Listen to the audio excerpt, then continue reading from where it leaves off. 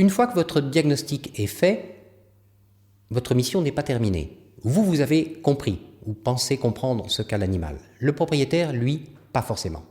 Il n'a retenu que quelques éléments dans le désordre. Il y a donc des choses très importantes à lui préciser.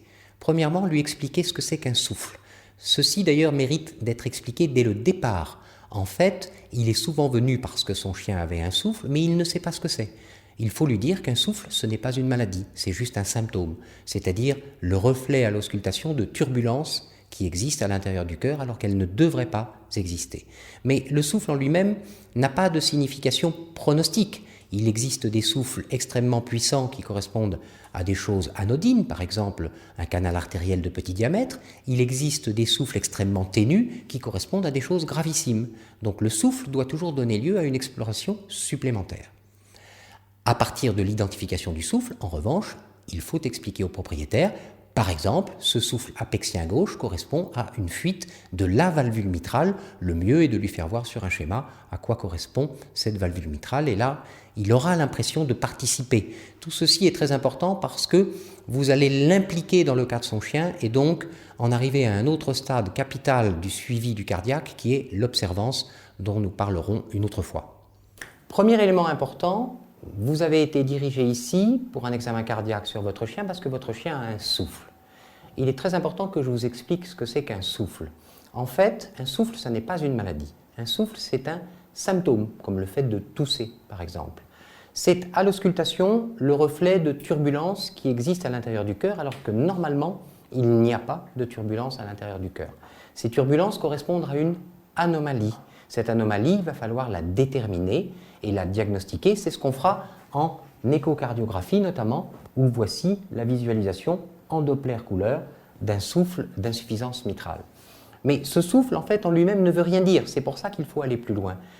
On peut avoir un souffle d'intensité très faible correspondant à une maladie gravissime et on peut avoir un souffle d'intensité très forte correspondant à quelque chose de relativement bien supporté, par exemple un canal artériel de petit diamètre. Voilà pour le souffle. Je vous ai expliqué tout à l'heure ce que c'était qu'un souffle. Maintenant, nous avons le diagnostic. Vous l'avez vu sur l'écran avec cette insuffisance mitrale. Il s'agit donc, chez votre chien, en fait, d'une insuffisance de la valvule mitrale qui est, comme chez l'homme, située entre oreillette gauche et ventricule gauche. Au lieu d'être étanche, celle-ci maintenant n'est plus étanche, elle fuit, et notamment parce qu'un des petits cordages figurés ici est cassé. C'est donc cette fuite en amont qui va donner le souffle à l'auscultation et qui va donner en Doppler couleur ces images multicolores dans l'oreillette gauche. Nous avons donc maintenant le mécanisme précis de la maladie de votre animal. Parmi les autres éléments à expliquer également au propriétaire, il y a notamment la toux.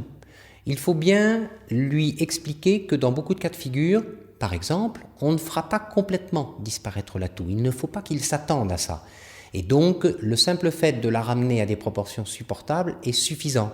En revanche, il faut également lui dire que cette toux est une sonnette d'alarme, c'est-à-dire que si après une amélioration, il y a de nouveau une augmentation et de la fréquence et de l'intensité de la toux, c'est une sonnette d'alarme qui doit amener à reconsultation.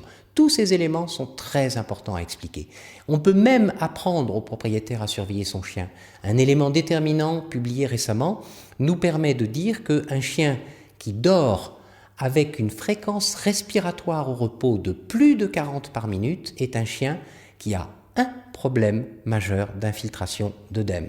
On apprend très bien à un propriétaire à compter la fréquence respiratoire de son chien quand il dort.